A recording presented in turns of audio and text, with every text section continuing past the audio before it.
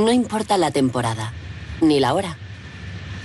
Cuando un pasajero se instala en su sitio, es fácil que se deje llevar por el dulce tirano, como lo llaman los ingleses. Algunos piensan,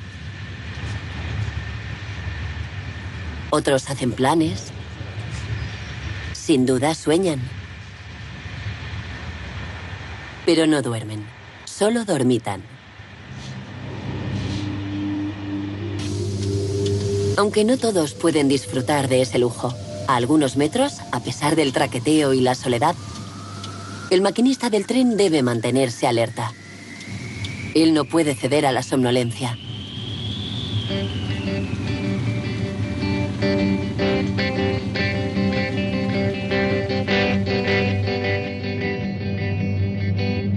Más pronto o más tarde, todos nos encontramos ante responsabilidades. En un mundo que va cada vez más deprisa, la mínima distracción puede ser fatal.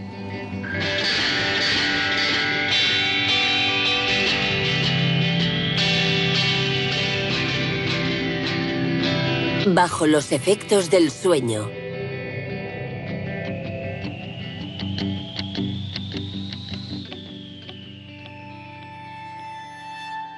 ¿Qué es la somnolencia exactamente?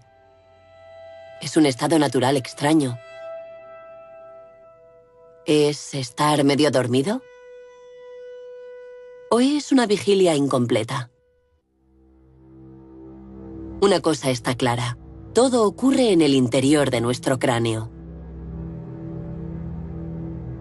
En algún lugar de las desconocidas circunvoluciones de nuestro cerebro.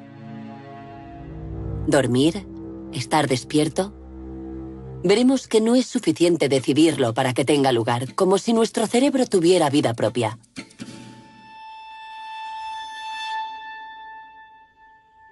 Un momento de ausencia. ¿Quién puede recordarlo?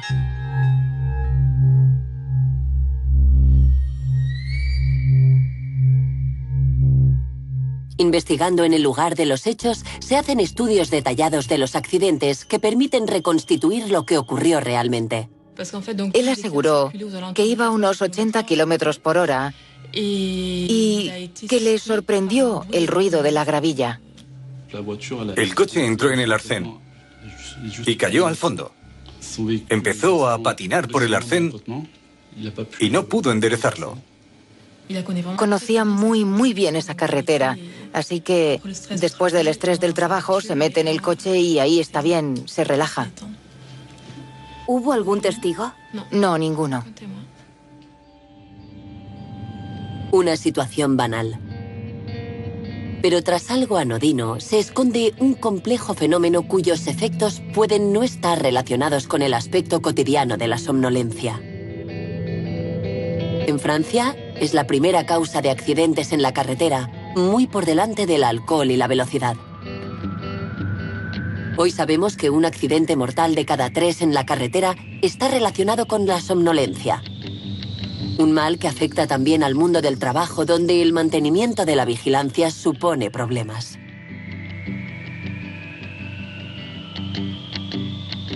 Para comprender los mecanismos de la somnolencia, Alain Misset tuvo la idea de utilizar un simulador de conducción como herramienta de investigación.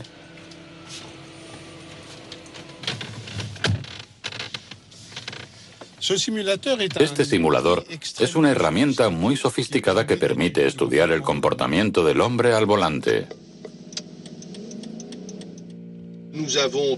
Hemos centrado nuestras imágenes en la carretera, en la circulación de una autopista, creando una gran monotonía, reduciendo el tráfico, haciendo que la conducción sea de noche, etc. Lo que nos interesaba en principio era comprender cómo se producía el paso de un estado de vigilancia normal al otro estado de sueño, es decir, hacia el adormecimiento.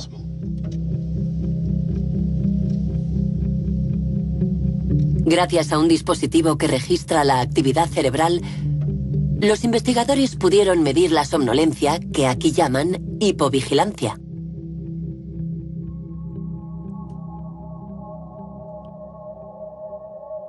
Esa hipovigilancia aparece en oleadas sucesivas, seguidas de una vigilia funcional, por así decirlo. Es decir, que la gente alterna periodos donde está muy vigilante y periodos donde está en hipovigilancia. Esto es perfectamente visible en las grabaciones electrofisiológicas. Vemos aparecer de una manera repentina y durante periodos extremadamente cortos unas ondas concretas que se traducen en esa reducción del nivel de vigilancia. Las ondas describen la actividad eléctrica del cerebro. El ritmo varía sin cesar. Cuando el sujeto está activo y con los ojos abiertos, el ritmo es rápido. Cuando cierra los ojos y se relaja, aparecen ondas más lentas. Unas ondas que caracterizan un cambio en la percepción de la realidad y las sensaciones. El sujeto, que es fácil de despertar, suele decir que no estaba durmiendo. Es muy difícil aceptar esa idea de que somos susceptibles de dormirnos al volante. Y mucha gente cree que hay signos precursores que les advierten, como el picor de ojos, los bostezos, el hecho de que de repente nos desviemos un poco en el carril. Pero a lo largo de los estudios que hemos llevado a cabo en este laboratorio, hemos visto que los incidentes aparecen aunque haya habido anteriormente, durante 5 o 10 minutos, signos evidentes de hipovigilancia a nivel de la actividad eléctrica cerebral.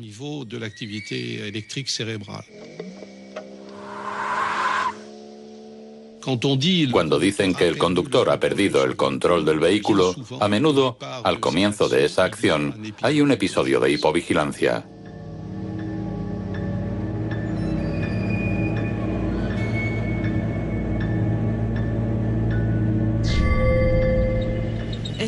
Si noto cuándo está llegando la somnolencia, yo creo que a nivel visual sí. Siento fatiga visual, me duelen los ojos, empiezo a parpadear, tardo en reflexionar, me siento como más lenta. Sí, eso siento. Yo siento como... me siento como floja. Oigo lo que pasa a mi alrededor, pero no sé si podría responder. Ahí es cuando me incorporo y pienso, venga, tengo que hablar, pero cuando hablo a veces ni siquiera me oigo y...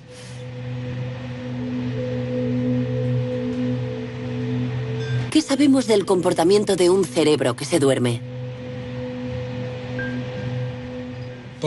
Durante mucho tiempo se pensaba que cuando nos dormíamos, nuestro cerebro también se dormía de una manera global. En los años 80, más o menos, empezamos a tener algunas pistas a nivel electrofísico que demostraban que no era así.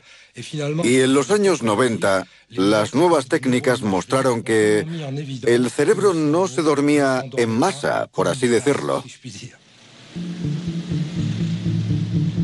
Sabemos algo más sobre el proceso de adormecimiento desde que unos investigadores empezaron a grabar lo que les ocurría a los pacientes hospitalizados. Michel Magnen está interesado en la manera en que el cerebro trata la información.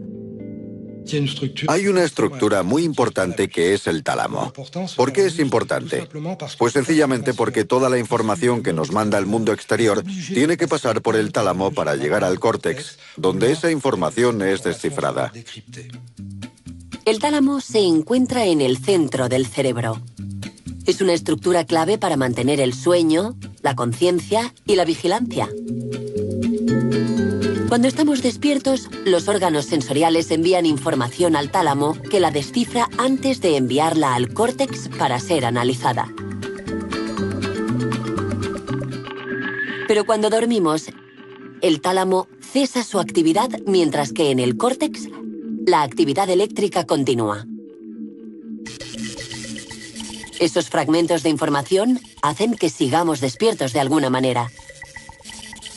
Y en ese juego de conexiones interrumpidas entre el tálamo y el córtex es donde se producen las alucinaciones, las pérdidas de conciencia.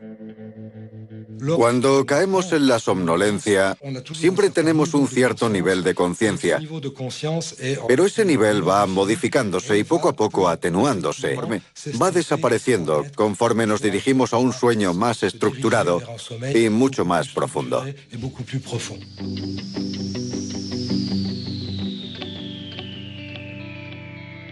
El adormecimiento es, por definición, un estado que escapa a nuestra voluntad. Para dormir, nos abandonamos progresivamente al sueño. Pero cuando estamos despiertos al volante de un coche en un periodo que puede ser muy corto, algo nos ocurre, una especie de corte de energía.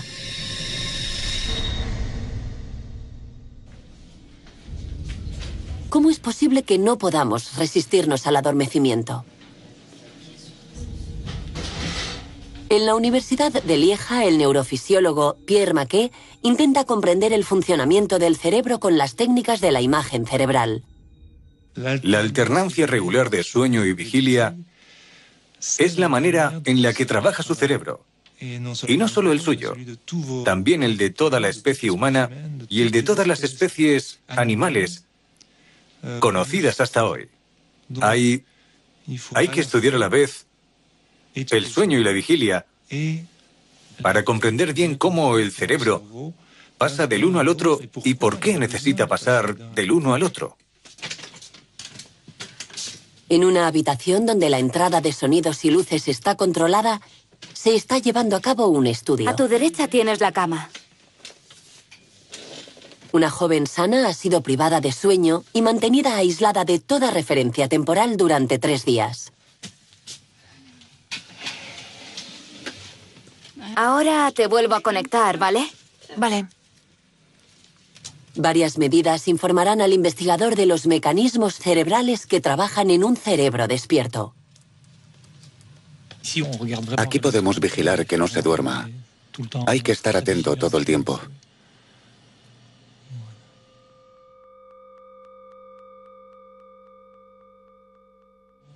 Pero al cabo de 52 horas de vigilia continua, empiezan a aparecer unos adormecimientos repentinos e incontrolables. Ahí se ha dormido. Y ahí la hemos despertado. Cuando la despertamos, se ven unos grandes movimientos oculares del músculo y su ritmo se acelera. Es una lucha inmediata entre el mantenimiento de la vigilia y la somnolencia que viene a interrumpir la vigilancia.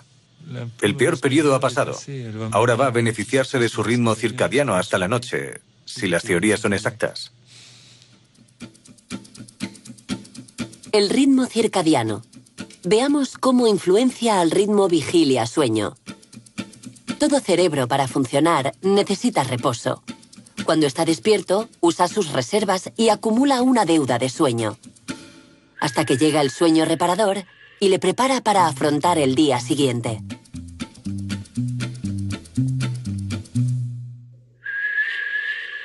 Lo que muchos desconocen es que, paralelamente a ese ritmo de actividad y de reposo, hay otro ritmo biológico que guía al cerebro sin que lo sepamos. Es el ritmo circadiano, de casi 24 horas, la alternancia entre luz y oscuridad. El ritmo circadiano compensa la necesidad de sueño del cerebro, lo que hace que su rendimiento cognitivo, todo lo que debe hacer sin equivocarse, se mantenga constante durante todo el día. Si se priva al cerebro de reposo, su deuda de sueño aumentará mientras que el ritmo circadiano sigue su ciclo. Y cuando llega la noche, el ritmo circadiano ya no compensa la deuda de sueño. Ahí es cuando ocurre la pérdida de conciencia repentina, la somnolencia.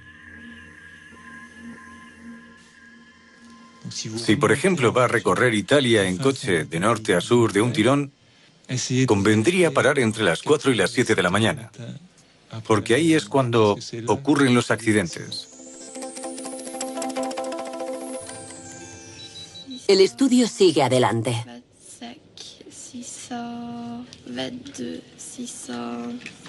La conejillo de Indias debe contar hacia atrás.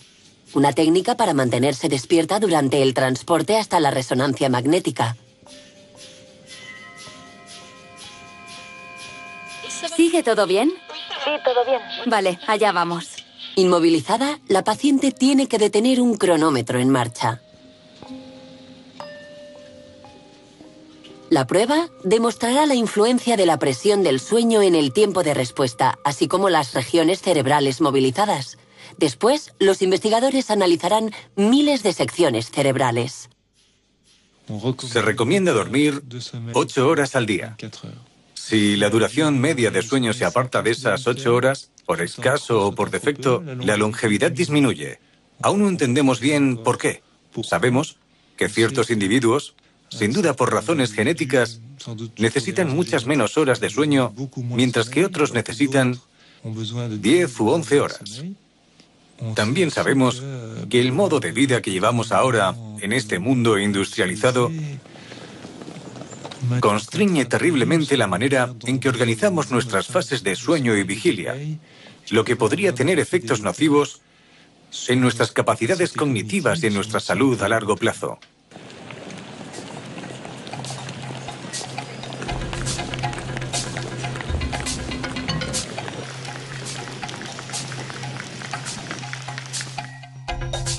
Cuanto más se habla de la vigilia y el rendimiento, más importante se vuelve la cuestión de la somnolencia. ¿Será este el mal de una época hiperactiva? La palabra somnolencia empezó a utilizarse sobre todo en el siglo XIX, desde que el uso de la iluminación eléctrica diera un empujón al ritmo natural, permitiendo una actividad continua. El hombre dividió su tiempo en 3 periodos de 8 horas, sin diferenciar el día de la noche. Y sin embargo, el hombre es una especie naturalmente activa por el día y, a priori, inactiva por la noche.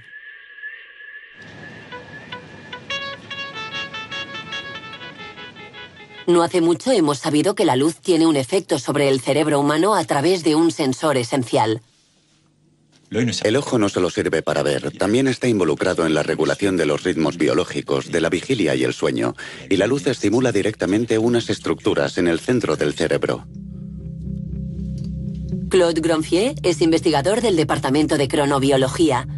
Investiga la luz y su influencia para arreglar el reloj biológico de los que sufren desajustes horarios constantes.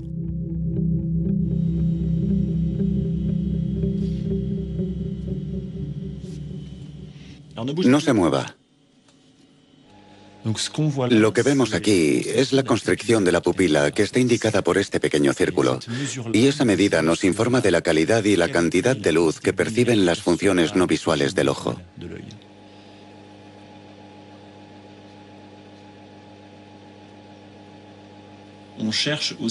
También buscamos determinar, con un objetivo clínico, cuáles son los espectros luminosos, los colores, las intensidades y las duraciones óptimas para activar esas funciones en los individuos que trabajan constantemente en situaciones de luz artificial.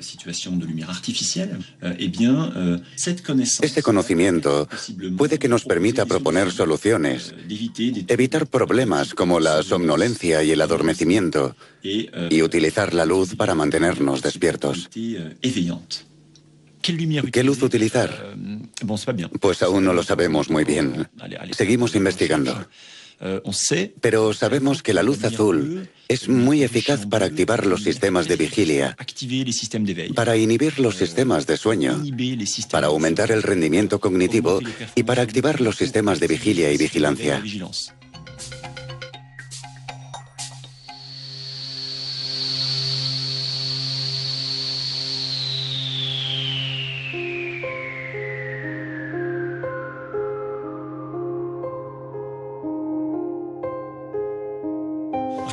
¿Qué pasa cuando estamos sentados al sol? Pues que se activan los mecanismos que están implicados en la vigilia, en el sueño, en el humor, en la vigilancia y en el rendimiento cognitivo.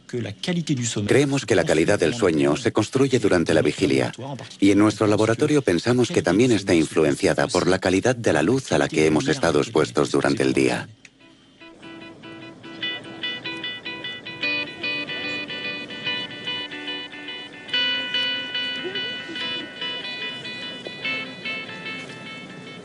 La somnolencia suele invadirme sobre todo cuando estoy sentado delante de una pantalla, por ejemplo. Y también en grandes reuniones, como por ejemplo en misa, cuando estoy sentado escuchando al cura. Eso también puede darme algo de sueño.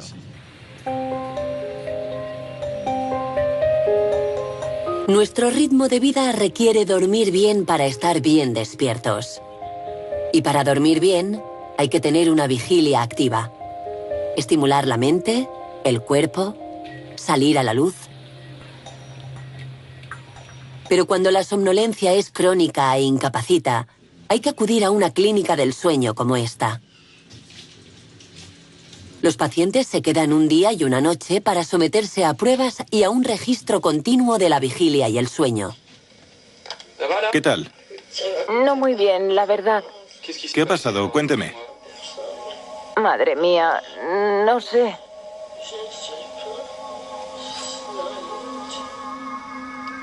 ¿Está mejor? Hay muchas enfermedades relacionadas con la somnolencia, pero la más grave es la narcolepsia. Es una enfermedad rara, afecta a menos de una persona de cada 2000, así que es una enfermedad rara. Y afecta más a los jóvenes. En el 80% de los casos se desarrolla entre los 15 y los 18 años, y hay que vivir con ella toda la vida, porque por suerte no es una enfermedad mortal, pero es la más grave en su campo. Las personas tienen una somnolencia muy particular. Se duermen enseguida. Suele costarles mucho evitarlo. Y duermen unos 10, 15 o 20 minutos. Después se despiertan y recuerdan lo ocurrido como un sueño. ¿Quiere decir algo, señora Da Costa? ¿Se está despertando? ¿Se acuerda perfectamente de todo lo que le he dicho? No sabía si era un sueño o era la realidad, porque recuerdo muy bien lo que sueño. Sí, pero esos sueños que parecían reales es lo que ha pasado. No, pero lo que ha pasado no me he movido, ¿no? No se ha movido. Pensaba que estaba en otra Sí, parte. me he movido, he caminado, he visto un montón de gente. De acuerdo. Sí. No tiene nada que ver con la somnolencia de una persona que padece apnea del sueño, por ejemplo, a la que le cuesta mucho despertarse por la mañana y cuando se echa una siesta dura 1 hora y se despierta muy cansada. Una persona con narcolepsia se duerme 3, 4, 5, 6 veces al día. Duerme 10 minutos y después está en plena forma. ¿Y cuánto tiempo se queda dormido? Un cuarto de hora. Entre 10 minutos y un cuarto de hora. Es difícil dormirse un cuarto de hora en clase, ¿no? Normalmente al cabo de 1 o 2 minutos el compañero de al lado te da un codazo para... Estoy como medio dormido. Vale. No desconecto totalmente, pero... A la somnolencia puede acompañarle un relajamiento muscular incontrolable, provocado por una fuerte emoción como la risa, el placer y también el miedo o la sorpresa. En cuanto a las perspectivas, evidentemente depende del trabajo que quiera hacer. Como, por ejemplo, piloto de avión, que no creo que pudiera. Pero no pasa nada, tengo claro que hay cosas que no podré hacer. Vale, efectivamente hay trabajos como camionero, conductor de autobús, taxista, que no están aconsejados, eso está claro. No son trabajos que me atraigan. Vale. La narcolepsia es una enfermedad modelo para comprender mejor todos los sistemas de vigilia y sueño.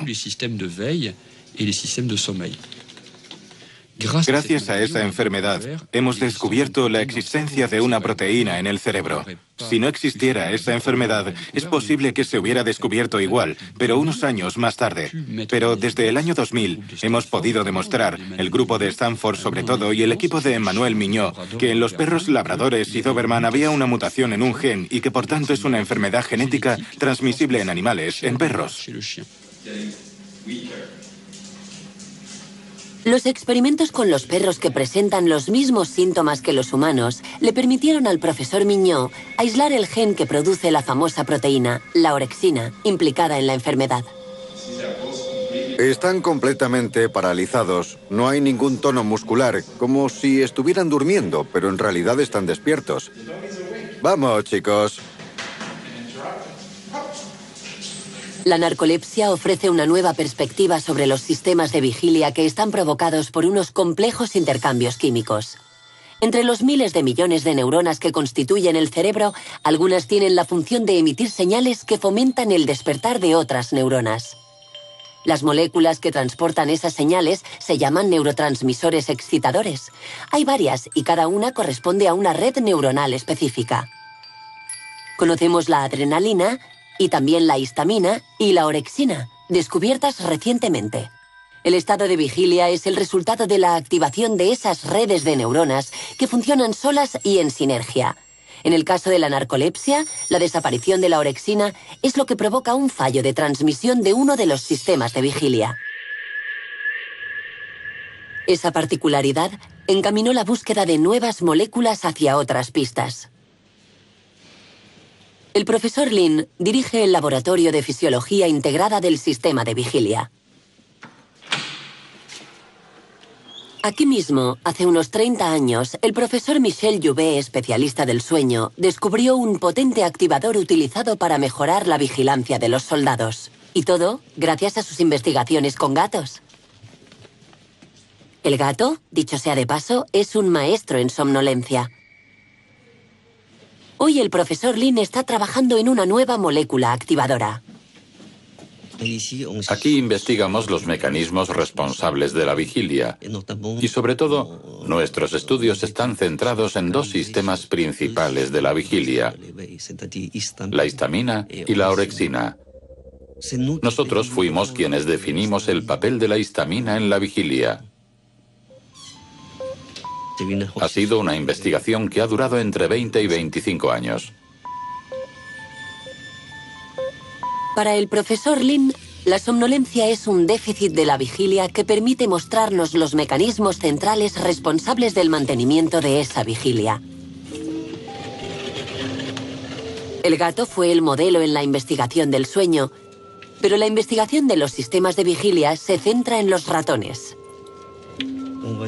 Este es un ratón normal con un ciclo de vigilia y sueño también normal. Y como ven, está muy activo y es difícil de coger. Y este es un ratón genéticamente modificado. Como ven, presenta todas las características de la obesidad. Está enorme. En este caso, los sistemas de histamina y orexina se han abolido. Por eso tiene todos los signos de la somnolencia a nivel de comportamiento y electroencefalográfico. De hecho, este ratón se ha creado en el laboratorio y es único en el mundo. Gracias a estos modelos, los investigadores pueden probar los circuitos de la vigilia uno a uno basándose en los comportamientos que todo ser vivo practica todos los días. Primero está la vigilia ligada a la motivación. El ratón normal hace esfuerzos para trepar, tocar y llegar a la comida, mientras que un ratón que no tiene histamina no tiene ninguna motivación y se queda al fondo de la jaula.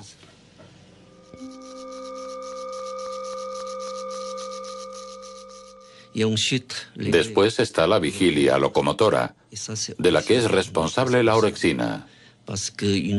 Un ratón normal, cuando se le coloca en una rueda, disfruta corriendo y, por tanto, se mantiene más tiempo despierto. Mientras que un ratón que no tiene orexina, la rueda no le gusta y adopta una postura para dormir.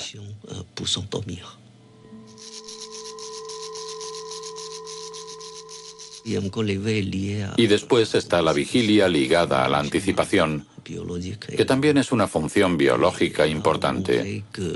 Aquí hemos demostrado, por tanto, que la histamina, como la orexina, juegan un papel importante. Están en sinergia y se complementan en el control de la vigilia. Este metódico trabajo ha permitido perfeccionar una nueva molécula activadora que actualmente está siendo probada en pacientes con narcolepsia. El profesor Lin no es el único en este ámbito. Hay numerosos laboratorios en el mundo que llevan mucho tiempo buscando la píldora de la vigilia, que permitiría que todo el mundo se superara.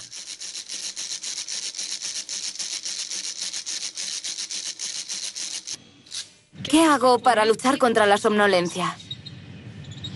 Yo cierro los ojos y los abro rápidamente. Y después Y después hago como si no estuviera durmiendo, ¿sabes? Hago como si... Hago esto, ¿ves? Yo saco la cabeza por la ventanilla. Me espabilo un poco y después vuelvo a sentarme. Hablemos del hombre y de su rendimiento. En un mundo de comunicaciones electrónicas instantáneas, un mundo que jamás duerme, el hombre representa una fuente de errores. Eso es lo que los ergónomos que estudian el entorno del trabajo han bautizado como el factor humano. La somnolencia y la pérdida de vigilancia están en el origen de varios de esos errores. Y si hay un ámbito particularmente expuesto es el del transporte aéreo, que por definición acorta el tiempo, se ríe de la luz natural y altera los ritmos biológicos. El investigador de ergonomía Philippe Cabon se interesa por el funcionamiento del transporte aéreo donde domina el trabajo continuo.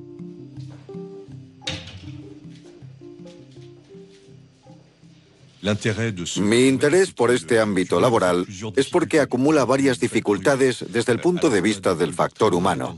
Además de que hay vuelos muy largos y, por tanto, tiempos de servicio muy largos, existe la problemática de la monotonía por la automatización de las cabinas modernas y también el hecho de enfrentarse a que estamos programados para dormir a ciertas horas y estar despiertos a otras. Dado que los casos de adormecimiento son cada vez más frecuentes en las cabinas de pilotaje y en las torres de control, las compañías han pedido medidas objetivas de la vigilancia. Esta prueba se realizó en un vuelo comercial largo de Nueva York a Bruselas. Son las 3 de la mañana. El investigador está sentado detrás. La copiloto se retira a descansar. Enseguida vemos aparecer signos de somnolencia que se manifiestan por una actividad motriz que aumenta y también vemos aparecer unos movimientos oculares lentos y cierres prolongados de los ojos.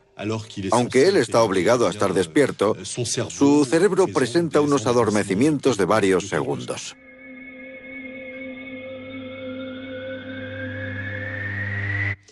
Efectivamente, vemos que en los vuelos de ida hay una reducción del número de microsueños, mientras que en los vuelos de vuelta vemos que el número aumenta, y eso está causado por la acumulación de fatiga durante esos vuelos.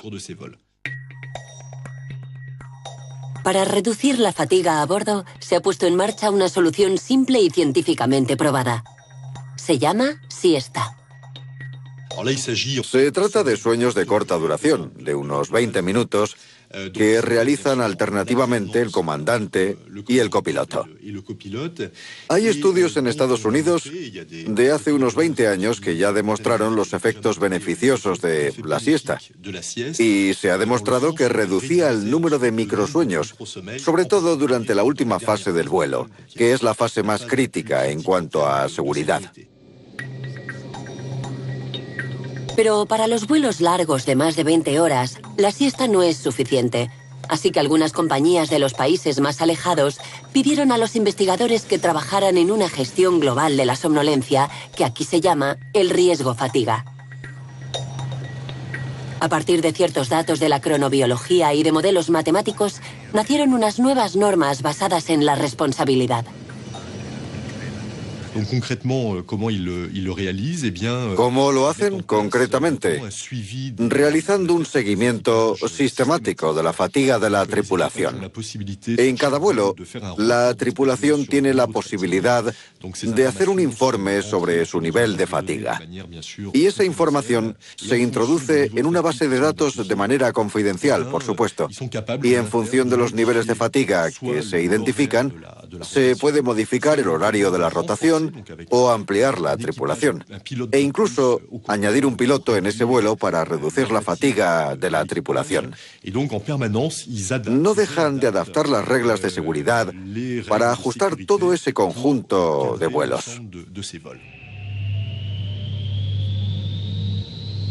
La cuestión de la calidad de la vigilancia y del nivel de vigilia ocupa un lugar central en nuestra sociedad. Cada individuo tiene una opinión sobre sus propios límites, pero como toda opinión privada y subjetiva, comporta unos riesgos. ¿Podemos conocer objetivamente nuestro grado de vigilancia? En cuanto a la investigación, no podemos llegar tan lejos en los hombres como en los insectos.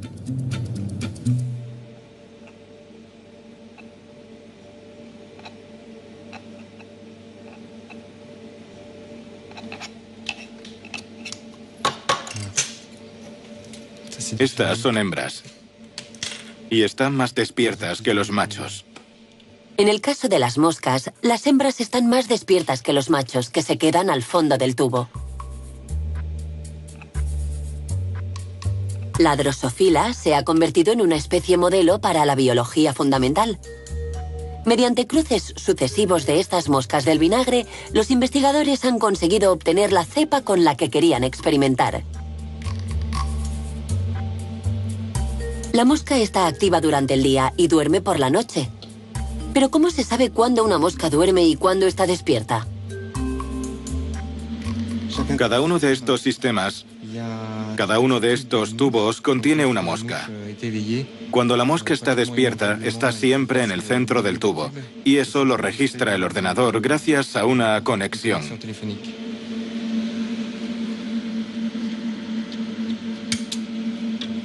Laurent Seigné continúa aquí con una investigación que empezó en Estados Unidos. Quiere hallar los signos de las condiciones de la somnolencia en la saliva. Buscábamos marcadores biológicos, algo como la glucemia, que pudiéramos medir en el cuerpo y que nos diera una indicación del nivel de somnolencia.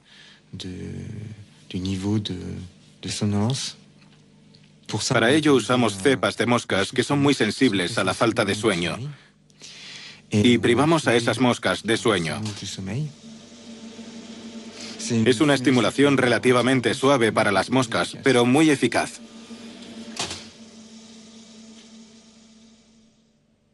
Realizamos toda una batería de pruebas con otras cepas de drosófilas y otras privaciones de sueño.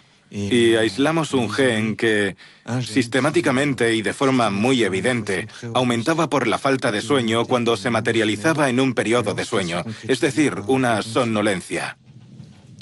Y era la amilasa. Y como la amilasa es muy abundante en la saliva humana, hicimos un estudio muy simple con unos sujetos normales a quienes se les privó de sueño durante 24 horas. Y observamos que, en el caso del hombre, también había un aumento de la amilasa. Pero como un único marcador no es suficiente, la búsqueda de biomarcadores en la saliva sigue adelante. Cuando sepamos cuantificar la intensidad de sueño, podremos dosificar los tratamientos activadores para los narcolépticos. Y quién sabe, puede que algún día consigamos conocer el nivel de vigilia en las carreteras y en ciertos lugares de trabajo. Pero todos sabemos que la somnolencia puede sorprendernos cuando no tenemos sueño. Por tanto, hay otros factores que la provocan. En la carretera, por ejemplo. Estamos sentados, en una postura cómoda, con la mirada fija en el infinito, rodeados del ruido regular del motor. A todos nos ha entrado sueño en un momento así. ¿Qué es ese estado que nos provoca una sensación extraña que nos distrae y nos aletarga?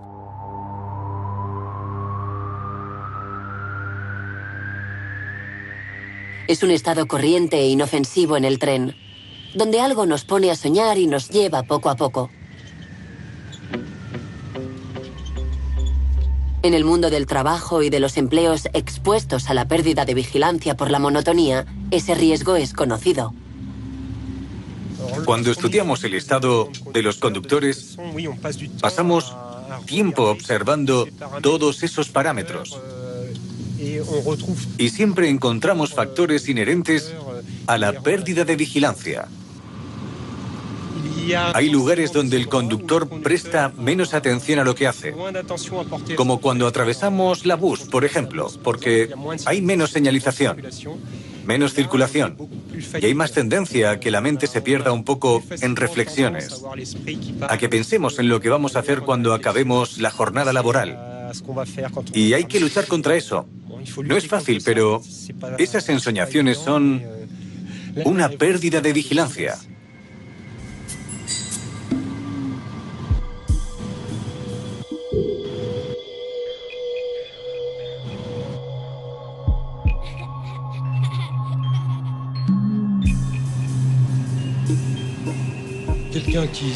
Cuando te invade esa somnolencia, puedes no pensar que estás conduciendo. Puedes entrar en ese estado pensando en las vacaciones de las que disfrutarás más adelante, en verano. Por tanto, sales de la ocupación principal que tienes estando despierto para dispersarte en otras direcciones. Eso está ligado al hecho de que las informaciones del mundo exterior, como por ejemplo el paisaje que vemos cuando vamos en coche, ya no tienen un aporte de estímulos suficientes para poder ser integrado y analizado por el córtex. Por tanto, el tálamo organiza una especie de filtrado de esas informaciones y llegas a un nivel de conciencia modificado. Y el cerebro se pone, en cierta manera, a trabajar en sus propias informaciones. Las informaciones que están contenidas en la memoria o en lo vivido el día anterior o lo que ocurrió antes de hacer ese viaje en coche.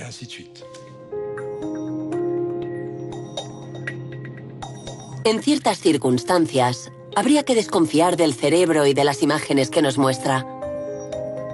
Porque pensar en otra cosa ya es señal de una disminución de la vigilia. Los investigadores lo llaman vagabundeo.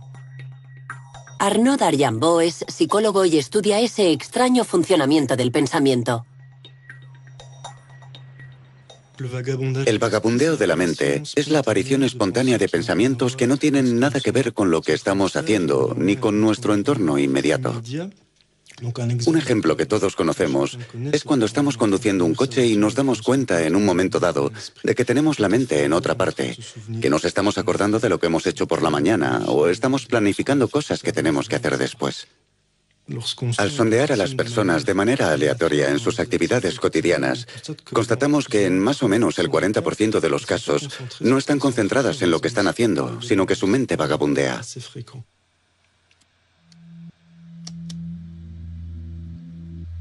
¿Cómo descubrir un cerebro vagabundo? Poniéndole a hacer test de una monotonía infernal y registrando el tiempo de reacción y el número de errores. Los psicólogos llaman a este modo de pensamiento el modo por defecto. El cerebro vagabundea automáticamente.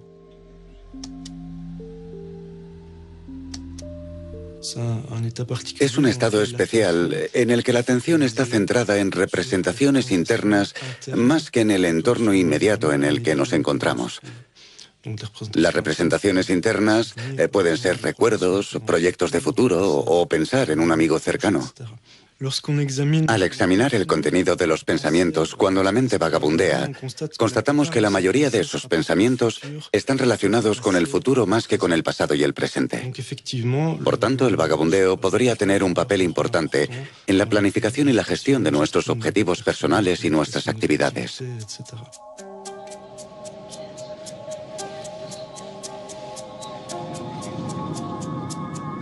Aunque el vagabundeo es importante para la salud psíquica, también es peligroso. Uno entra en ese estado igual que cae en la somnolencia, de manera inconsciente. En unas condiciones de monotonía cada vez más extendidas y provisto de un cerebro que hace lo que le da la gana, el hombre es más que nunca un error en potencia. Para los maquinistas de tren, la cuestión de la vigilancia se planteó desde el inicio del ferrocarril y ha ido ajustándose conforme evolucionaba la tecnología. Cuando se encontró solo a bordo, sin mecánico, se perfeccionó un sistema llamado el pedal de hombre muerto.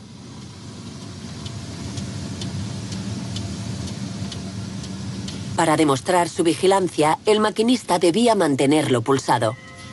En caso de somnolencia, enfermedad o de muerte repentina, la presión se relajaba y la locomotora se paraba. Pero ciertos maquinistas podían dormitar manteniendo el pie apoyado. Por eso, para garantizar la seguridad, el sistema de vigilia automática, llamado VA, añadió una tarea. Si lo suelto unos segundos, suena un timbre. Y si no reacciono, el tren se para. Y si suelto la mano más de un minuto de la VA, suena otro timbre y el tren también se para automáticamente si no reacciono. Es cierto que entre colegas a menudo comentamos: he tenido un bajón. Es normal. A veces nos sobreviene la fatiga o la somnolencia, pero todo el mundo lo sabe.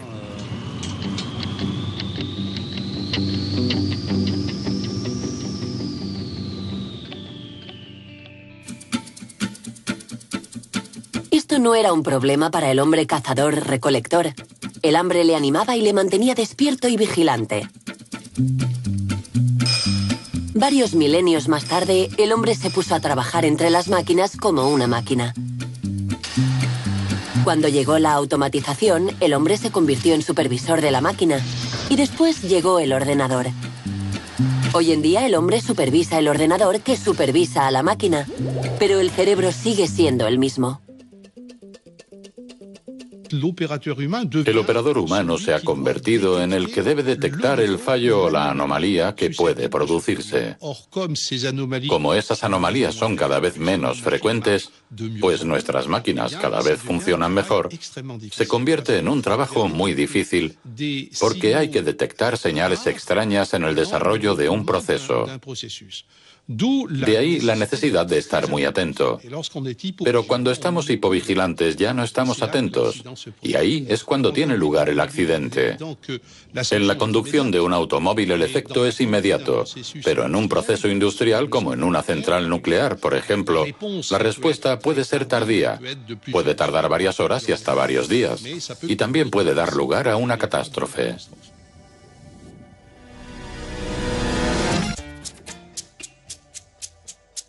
Entre los profesionales más expuestos están los conductores de vehículos pesados.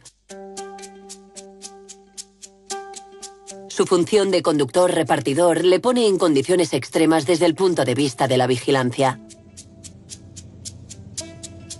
Además del estrés de las entregas y de los riesgos de la circulación, sufre la monotonía de la conducción en la carretera. En nombre de la seguridad y la rentabilidad, los constructores han mejorado los vehículos que se han convertido en joyas de la electrónica y la informática. Pero, ¿qué papel juega el hombre?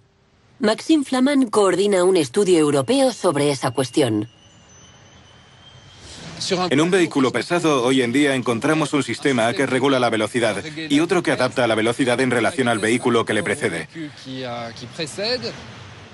Encontramos sistemas que se centran en las líneas de la vía y te mantienen en tu carril. También hay sistemas que advierten en caso de cambio de carril si hay un vehículo al lado. Y también sistemas que detectan la poca vigilancia del conductor. ¿Qué pasa al final? El conductor apenas tiene que interactuar con su conducción. Puede dejar que el sistema lleve el vehículo. Solo tiene que estar atento. Demostrar que está atento teniendo los ojos abiertos. Porque por lo demás el vehículo se conduce solo.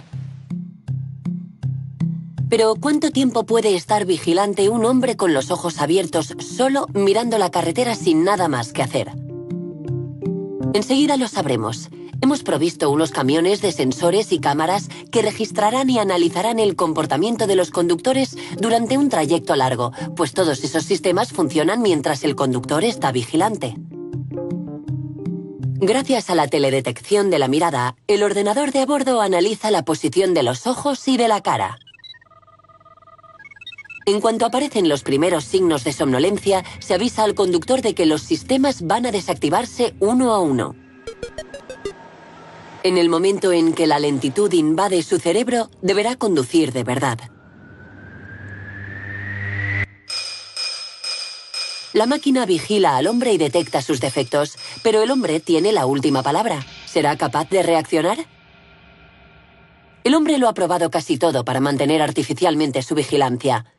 Sustancias activadoras, chicles, dulces, luz artificial, perturbaciones sonoras, control de la temperatura, sistemas de alarma. Nada funciona. Sin embargo, existe un producto que impide siempre que el ser humano caiga en la somnolencia. Un producto que estimula al ser humano. Otro ser humano. Y naturalmente, se ha intentado automatizarlo. Unos investigadores estadounidenses especializados en el reconocimiento vocal han desarrollado este prototipo. Buenos días, Sally. ¿Cómo estás, Edward? Bien, pero tengo que estar en el aeropuerto a las 15:30. ¿Quieres que busque la ruta más rápida? Sí, por favor. ¿Hay mucho tráfico? ¿Qué necesita un conductor estadounidense que va solo en su coche? Un compañero de ruta que no se duerma. Un pasajero artificial, en este caso una pasajera, capaz de controlar todo lo que pasa en el vehículo e incluso más.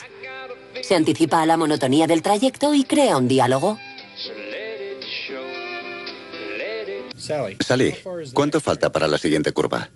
Unos 24 kilómetros. ¿Te gustaría jugar a algo para matar el tiempo? Estaría bien. ¿Y si jugamos a Adivina la canción? Ahí va la primera.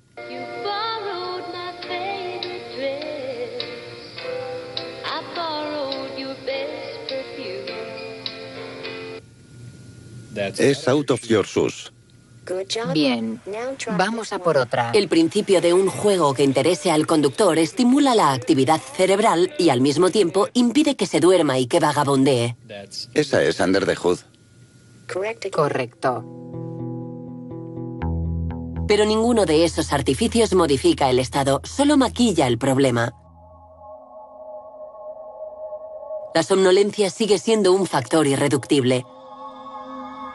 Cuando más se investiga para ayudar al hombre, más se reduce su motivación y su responsabilidad, y por tanto, más se duerme. ¿Una sociedad tan productiva puede funcionar sin tener en cuenta las capacidades del cerebro humano? ¿Y si la somnolencia fuera una de las señales, o la señal de que nuestro cerebro no responde a las exigencias del mundo que hemos creado y nos lo está haciendo saber?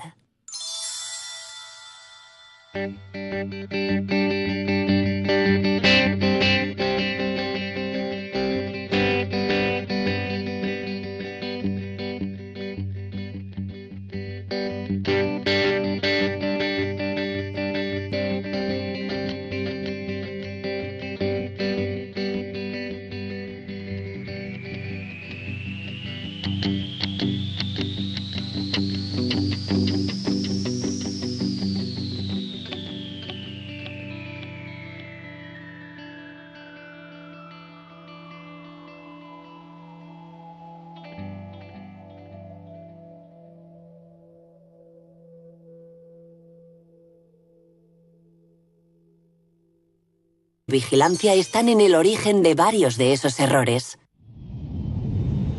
Y si hay un ámbito particularmente expuesto es el del transporte aéreo, que por definición acorta el tiempo, se ríe de la luz natural y altera los ritmos biológicos. El investigador de ergonomía Philippe Cabon se interesa por el funcionamiento del transporte aéreo donde domina el trabajo continuo.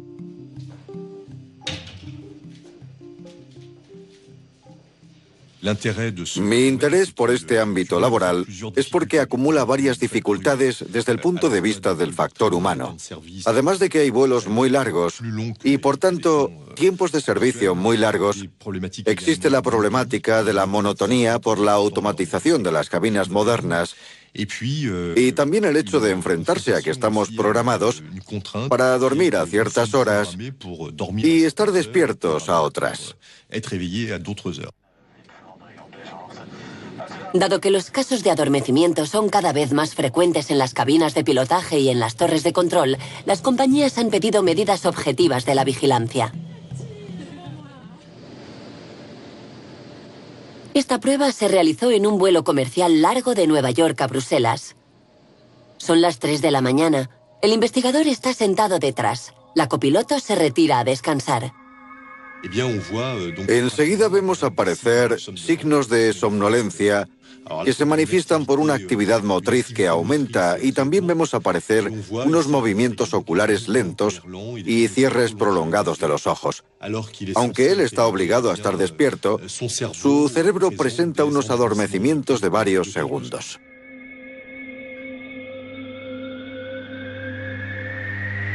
Efectivamente, vemos que en los vuelos de ida hay una reducción del número de microsueños, mientras que en los vuelos de vuelta vemos que el número aumenta, y eso está causado por la acumulación de fatiga durante esos vuelos.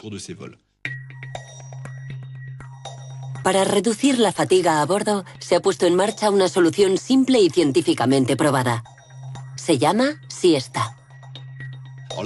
Se trata de sueños de corta duración, de unos 20 minutos, que realizan alternativamente el comandante y el copiloto. Hay estudios en Estados Unidos de hace unos 20 años que ya demostraron los efectos beneficiosos de la siesta. Y se ha demostrado que reducía el número de microsueños, sobre todo durante la última fase del vuelo, que es la fase más crítica en cuanto a seguridad. Pero para los vuelos largos de más de 20 horas, la siesta no es suficiente. Así que algunas compañías de los países más alejados pidieron... Y después hago como si no estuviera durmiendo, ¿sabes? Hago como si... Hago esto, ¿ves? Yo saco la cabeza por la ventanilla.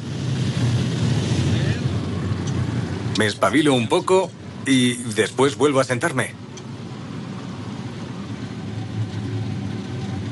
Hablemos del hombre y de su rendimiento. En un mundo de comunicaciones electrónicas instantáneas, un mundo que jamás duerme, el hombre representa una fuente de errores. Eso es lo que los ergónomos que estudian el entorno del trabajo han bautizado como el factor humano. La somnolencia y la pérdida de vigilancia están en el origen de varios de esos errores. Y si hay un ámbito particularmente expuesto es el del transporte aéreo, que por definición acorta el tiempo, se ríe de la luz natural y altera los ritmos biológicos. El investigador de ergonomía Philippe Cabon se interesa por el funcionamiento del transporte aéreo donde domina el trabajo continuo.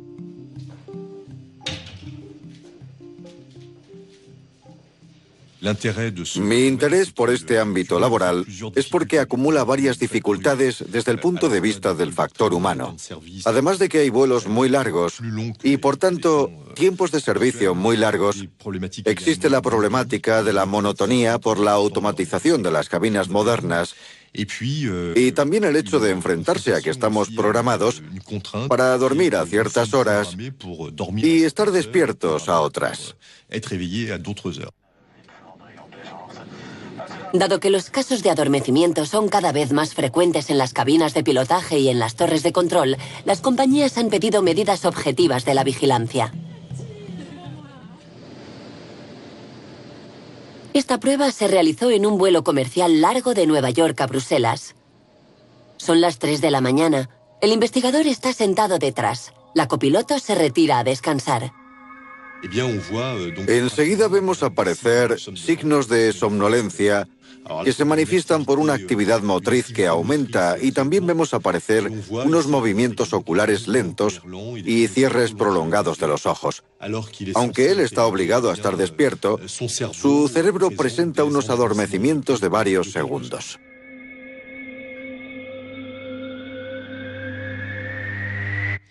Efectivamente, vemos que en los vuelos de ida hay una reducción del número de microsueños, mientras que en los vuelos de vuelta vemos que el número aumenta, y eso está causado por la acumulación de fatiga durante esos vuelos.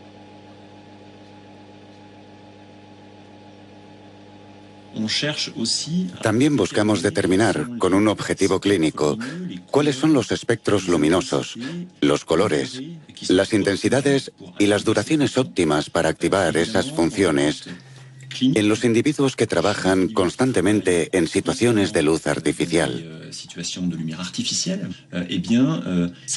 Este conocimiento puede que nos permita proponer soluciones, evitar problemas como la somnolencia y el adormecimiento, y utilizar la luz para mantenernos despiertos. ¿Qué luz utilizar? Pues aún no lo sabemos muy bien. Seguimos investigando. Pero sabemos que la luz azul es muy eficaz para activar los sistemas de vigilia, para inhibir los sistemas de sueño, para aumentar el rendimiento cognitivo y para activar los sistemas de vigilia y vigilancia.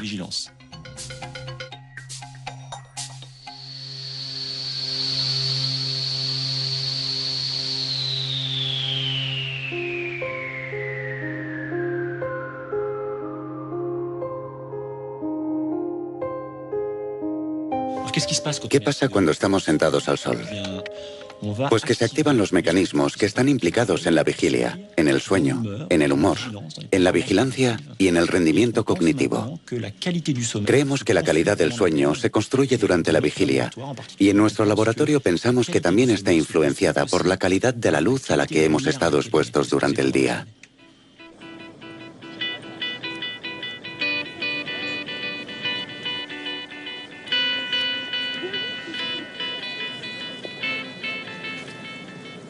La somnolencia suele invadirme sobre todo cuando estoy sentado delante de una pantalla, por ejemplo, y también en grandes reuniones, como por ejemplo en misa, cuando estoy sentado escuchando al cura. Eso también puede darme algo de sueño.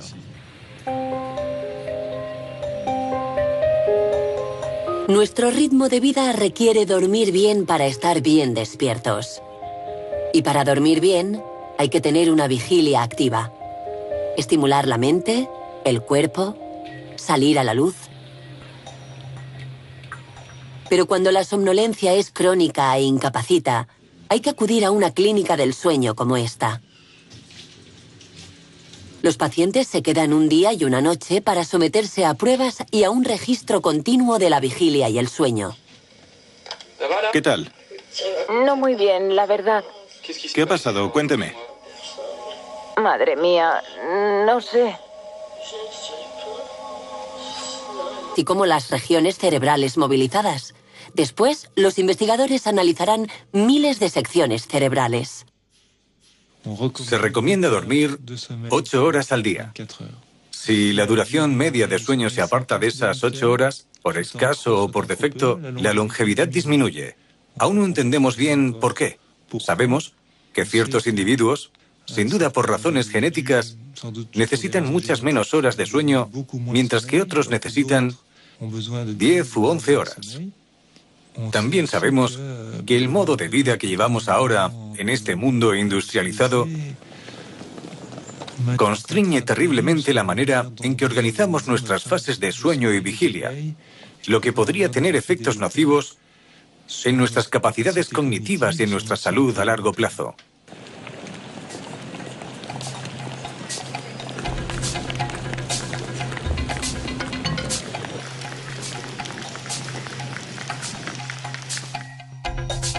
Cuanto más se habla de la vigilia y el rendimiento, más importante se vuelve la cuestión de la somnolencia.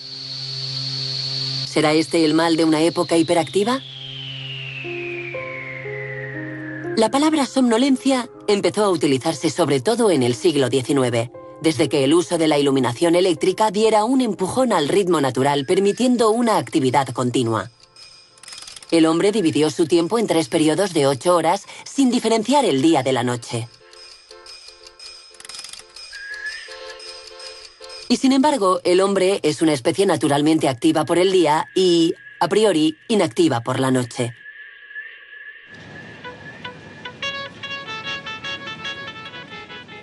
No hace mucho hemos sabido que la luz tiene un efecto sobre el cerebro humano a través de un sensor esencial. El ojo no solo sirve para ver, también está involucrado en la regulación de los ritmos biológicos, de la vigilia y el sueño, y la luz estimula directamente unas estructuras en el centro del cerebro. Claude Gronfier es investigador del Departamento de Cronobiología. Investiga la luz y su influencia para arreglar el reloj biológico de los que sufren desajustes horarios constantes.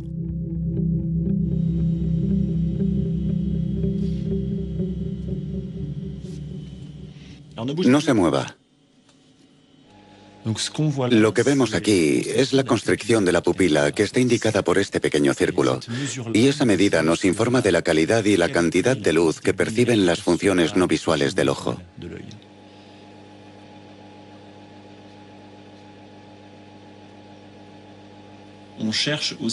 También buscamos determinar, con un objetivo clínico, cuáles son los espectros luminosos, los colores, las intensidades. La prueba demostrará la influencia de la presión del sueño en el tiempo de respuesta, así como las regiones cerebrales movilizadas. Después, los investigadores analizarán miles de secciones cerebrales. Se recomienda dormir 8 horas al día.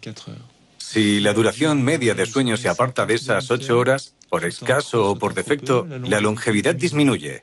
Aún no entendemos bien por qué. Sabemos que ciertos individuos, sin duda por razones genéticas, necesitan muchas menos horas de sueño, mientras que otros necesitan 10 u 11 horas. También sabemos que el modo de vida que llevamos ahora en este mundo industrializado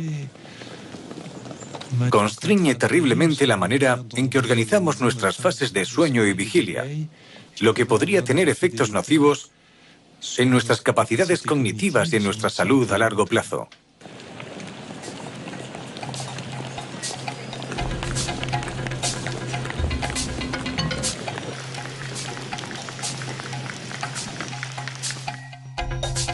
Cuanto más se habla de la vigilia y el rendimiento, más importante se vuelve la cuestión de la somnolencia. ¿Será este el mal de una época hiperactiva? La palabra somnolencia empezó a utilizarse sobre todo en el siglo XIX, desde que el uso de la iluminación eléctrica diera un empujón al ritmo natural, permitiendo una actividad continua. El hombre dividió su tiempo en 3 periodos de 8 horas, sin diferenciar el día de la noche. Y sin embargo, el hombre es una especie naturalmente activa por el día y, a priori, inactiva por la noche.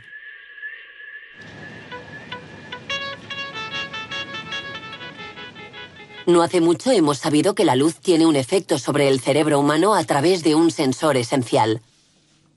El ojo no solo sirve para ver, también está involucrado en la regulación de los ritmos biológicos, de la vigilia y el sueño, y la luz estimula directamente unas estructuras en el centro del cerebro. Claude Gronfier es investigador del Departamento de Cronobiología. Investiga la luz y su influencia para arreglar el reloj biológico de los que sufren desajustes horarios constantes.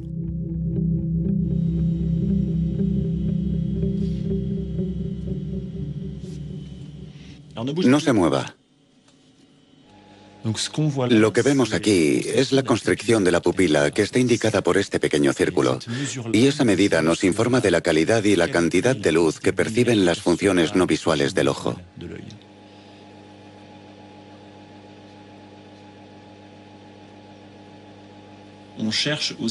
También buscamos determinar... Mantenía despierto y vigilante.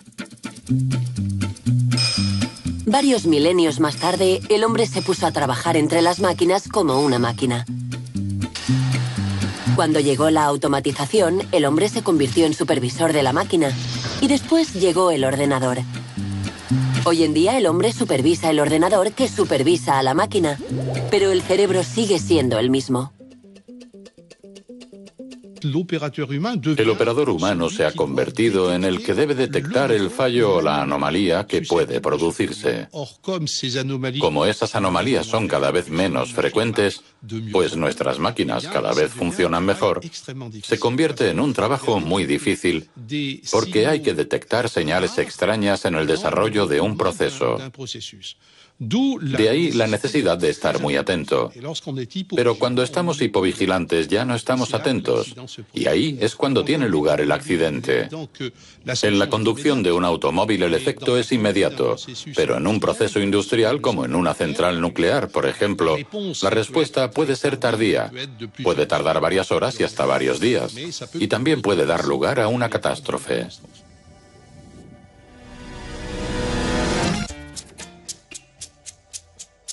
Entre los profesionales más expuestos están los conductores de vehículos pesados. Su función de conductor repartidor le pone en condiciones extremas desde el punto de vista de la vigilancia. Además del estrés de las entregas y de los riesgos de la circulación, sufre la monotonía de la conducción en la carretera. En nombre de la seguridad y la rentabilidad, los constructores han mejorado los vehículos que se han convertido en joyas de la electrónica y la informática. Pero, ¿qué papel juega el hombre? Maxime Flamand coordina un estudio europeo sobre esa cuestión. En un vehículo pesado, hoy en día encontramos un sistema que regula la velocidad y otro que adapta la velocidad en relación al vehículo que le precede. Encontramos sistemas que se centran en las líneas de la vía y te mantienen en tu carril. También hay sistemas que advierten en caso de cambio de carril si hay un vehículo al lado. Y también sistemas que detectan la poca vigilancia del conductor. ¿Qué pasa al final? El conductor apenas tiene que interactuar con su conducción. Puede dejar que el sistema lleve el vehículo. Solo tiene que estar atento. Demostrar que está atento teniendo los ojos abiertos. Porque por lo demás, el vehículo se conduce solo. Pero, ¿cuánto tiempo puede estar vigilando en un momento así? ¿Qué es ese estado que nos provoca una sensación extraña que nos distrae y nos aletarga?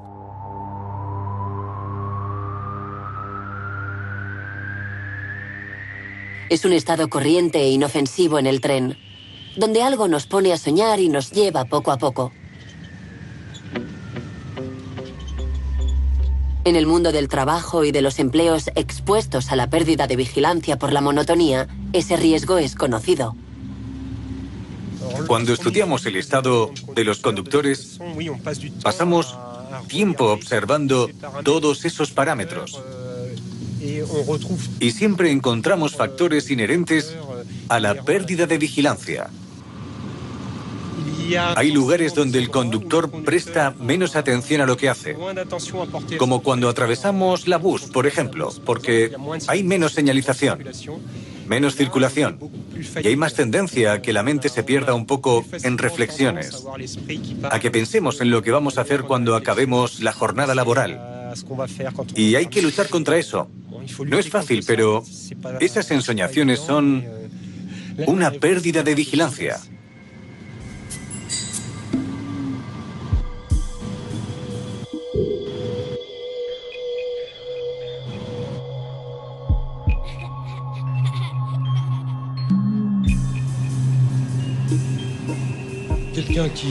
Cuando te invade esa somnolencia, puedes no pensar que estás conduciendo. Puedes entrar en ese estado pensando en las vacaciones de las que disfrutarás más adelante, en verano. Por tanto, sales de la ocupación principal que tienes estando despierto para dispersarte en otras direcciones. Eso está ligado al hecho de que las informaciones del mundo exterior, como por ejemplo el paisaje que vemos cuando vamos en coche, ya no tienen un aporte de estímulos suficientes para poder ser integrado y analizado por el córtex. Por tanto, el tálamo organiza una especie de filtrado de esas informaciones y llegas a un nivel de conciencia modificado. Y el cerebro se pone, en cierta manera, a trabajar en sus propias informaciones. Las informaciones que están contenidas en la memoria o en lo vivido el día anterior o lo que ocurrió antes de hacer ese viaje en coche.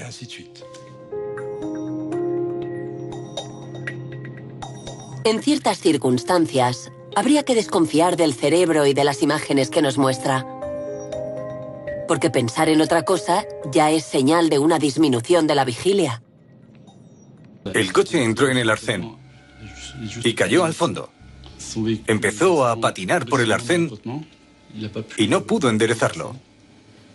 Conocía muy bien esa carretera, así que después del estrés del trabajo se mete en el coche y ahí está bien, se relaja. ¿Hubo algún testigo? No, ninguno. Una situación banal. Pero tras algo anodino se esconde un complejo fenómeno cuyos efectos pueden no estar relacionados con el aspecto cotidiano de la somnolencia.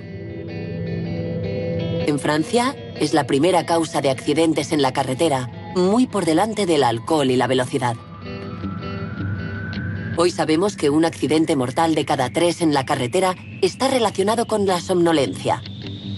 Un mal que afecta también al mundo del trabajo, donde el mantenimiento de la vigilancia supone problemas.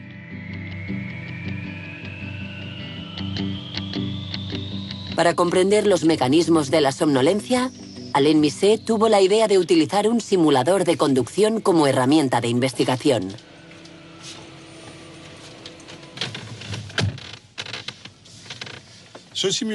Este simulador es una herramienta muy sofisticada que permite estudiar el comportamiento del hombre al volante. Hemos centrado nuestras imágenes en la carretera, en la circulación de una autopista, creando una gran monotonía, reduciendo el tráfico, haciendo que la conducción sea de noche, etc. Lo que nos interesaba en principio era comprender cómo se producía el paso de un estado de vigilancia normal al otro estado de sueño, es decir, hacia el adormecimiento.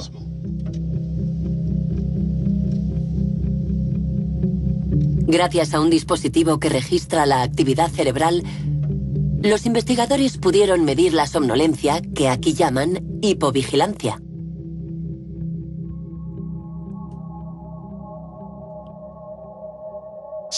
Esa hipovigilancia aparece en oleadas sucesivas, seguidas de una vigilia funcional, por así decirlo. Es decir, que la gente alterna periodos donde está muy vigilante y periodos donde está en hipovigilancia. Esto es perfectamente visible en las grabaciones electrofisiológicas. Vemos aparecer de una manera repentina y durante periodos extremadamente cortos unas ondas concretas que se traducen en esa reducción del nivel de vigilancia. Las ondas describen la actividad eléctrica del cerebro. El ritmo varía sin cesar. Los ritmos biológicos. El investigador de ergonomía Philippe Cabon se interesa por el funcionamiento del transporte aéreo, donde domina el trabajo continuo.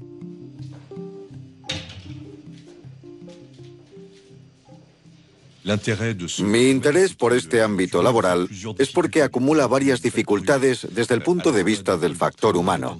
Además de que hay vuelos muy largos y, por tanto, tiempos de servicio muy largos, existe la problemática de la monotonía por la automatización de las cabinas modernas y también el hecho de enfrentarse a que estamos programados para dormir a ciertas horas y estar despiertos a otras.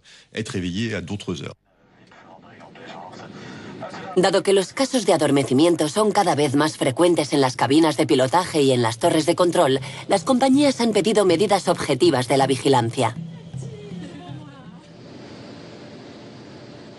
Esta prueba se realizó en un vuelo comercial largo de Nueva York a Bruselas. Son las 3 de la mañana.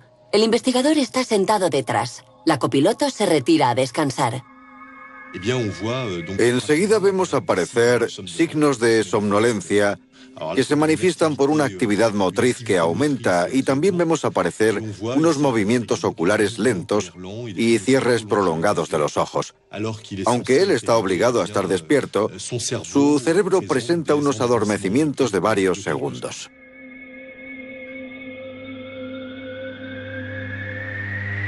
Efectivamente, vemos que en los vuelos de ida hay una reducción del número de microsueños, mientras que en los vuelos de vuelta vemos que el número aumenta, y eso está causado por la acumulación de fatiga durante esos vuelos. Para reducir la fatiga a bordo, se ha puesto en marcha una solución simple y científicamente probada. Se llama siesta. Se trata de sueños de corta duración, de unos 20 minutos, que realizan alternativamente el comandante y el copiloto. Hay estudios en Estados Unidos de hace unos 20 años que ya demostraron los efectos beneficiosos de la siesta. Y se ha demostrado que reducía el número de microsueños, sobre todo durante la última fase del vuelo, que es la fase más crítica en cuanto a seguridad. Pero para los vuelos largos de más de 20 horas, la siesta no es suficiente.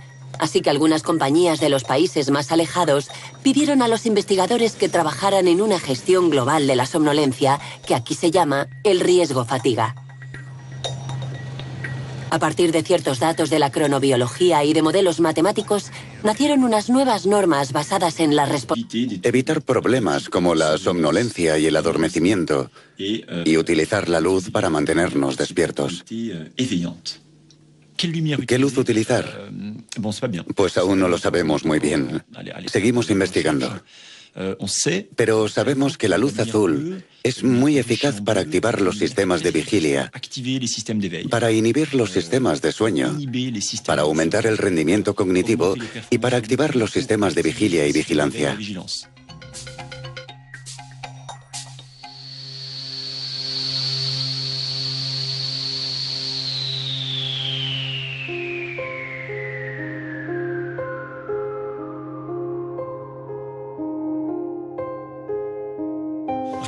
¿Qué pasa cuando estamos sentados al sol? Pues que se activan los mecanismos que están implicados en la vigilia, en el sueño, en el humor, en la vigilancia y en el rendimiento cognitivo. Creemos que la calidad del sueño se construye durante la vigilia, y en nuestro laboratorio pensamos que también está influenciada por la calidad de la luz a la que hemos estado expuestos durante el día.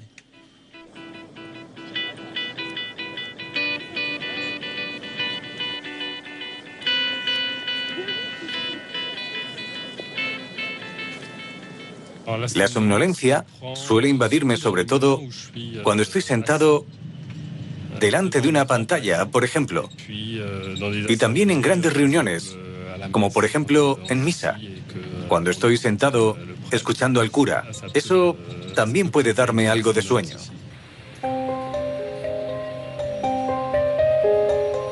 Nuestro ritmo de vida requiere dormir bien para estar bien despiertos. Y para dormir bien, hay que tener una vigilia activa. Estimular la mente, el cuerpo, salir a la luz. Pero cuando la somnolencia es crónica e incapacita, hay que acudir a una clínica del sueño como esta. Los pacientes se quedan un día y una noche para someterse a pruebas y a un registro continuo de la vigilia y el sueño. ¿Qué tal? No muy bien, la verdad. ¿Qué ha pasado? Cuénteme. Madre mía, no sé.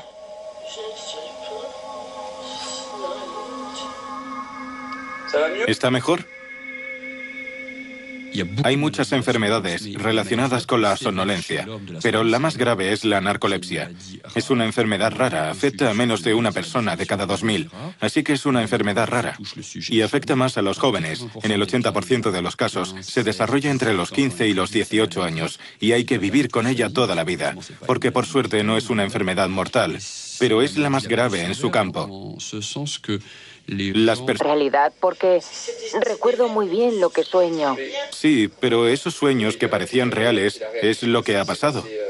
No, pero lo que ha pasado no me he movido, ¿no? No se ha movido. Pensaba que estaba en otra Sí, parte. me he movido, he caminado, he visto un montón de gente.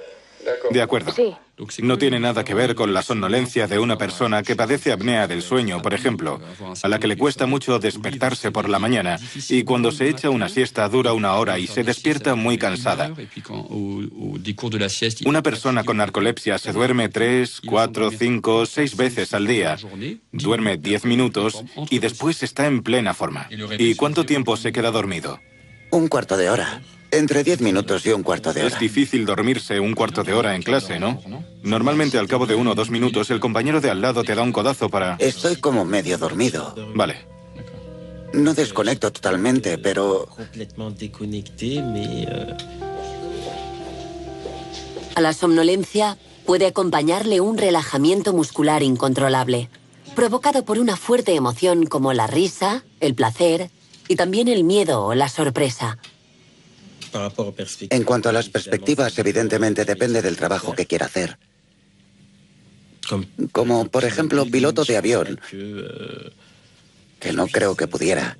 Pero no pasa nada, tengo claro que hay cosas que no podré hacer. Vale, efectivamente hay trabajos como camionero, conductor de autobús, taxista, que no están aconsejados, eso está claro. No son trabajos que me atraigan. Vale. La narcolepsia es una enfermedad modelo para comprender mejor todos los sistemas de vigilia y sueño. Gracias a esa enfermedad, hemos descubierto la existencia de una proteína en el cerebro. Si no existiera esa enfermedad, es posible que se hubiera descubierto igual, pero unos años más tarde. Pero desde el año 2000 hemos podido demostrar, el grupo de Stanford sobre todo y el equipo de Emmanuel Mignot, que en los perros labradores y Doberman había una mutación en un gen y que por tanto es una enfermedad genética transmisible en animales, en perros. Los experimentos con los perros que presentan los mismos síntomas que los humanos le permitieron al profesor Mignot aislar el gen que produce la famosa proteína, la orexina, implicada en la enfermedad. Están completamente paralizados. No hay ningún tono muscular, como si estuvieran durmiendo, pero en realidad están despiertos. Vamos, chicos. La narcolepsia ofrece una nueva perspectiva sobre los sistemas de vigilia que están provocados por unos complejos intercambios químicos. Entre los miles de millones de neuronas que constituyen el cerebro, seguidas de una vigilia funcional, por así decirlo. Es decir, que la gente alterna periodos donde está muy vigilante y periodos donde está en hipovigilancia. Esto es perfectamente visible en las grabaciones electrofisiológicas. Vemos aparecer de una manera repentina y durante periodos extremadamente cortos unas ondas concretas que se traducen en esa reducción del nivel de vigilancia. Las ondas describen la actividad eléctrica del cerebro. El ritmo varía sin cesar. Cuando el sujeto está activo y con los ojos abiertos, el ritmo es rápido. Cuando cierra los ojos y se relaja, aparecen ondas más lentas. Unas ondas que caracterizan un cambio en la percepción de la realidad y las sensaciones. El sujeto, que es fácil de despertar, suele decir que no estaba durmiendo. Es muy difícil aceptar esa idea de que somos susceptibles de dormirnos al volante. Y mucha gente cree que hay signos precursores que les advierten, como el picor de ojos, los bostezos, el hecho de que de repente nos desviemos un poco en el carril. Pero a lo largo de los estudios que hemos llevado a cabo en este laboratorio, hemos visto que los incidentes aparecen aunque haya habido anteriormente, durante 5 o 10 minutos, signos evidentes de hipovigilancia a nivel de la actividad eléctrica cerebral.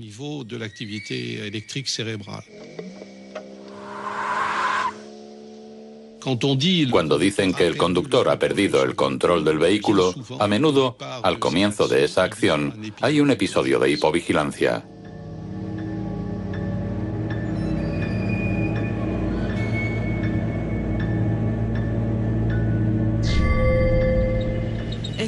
Si noto cuándo está llegando la somnolencia, yo creo que a nivel visual sí. Siento fatiga visual. Me duelen los ojos. Empiezo a parpadear, tardo en reflexionar, me siento como más lenta. Sí, eso siento. Yo siento como... me siento como floja. Oigo lo que pasa a mi alrededor, pero no sé si podría responder. Ahí es cuando me incorporo y pienso, venga, tengo que hablar, pero cuando hablo a veces ni siquiera me oigo y...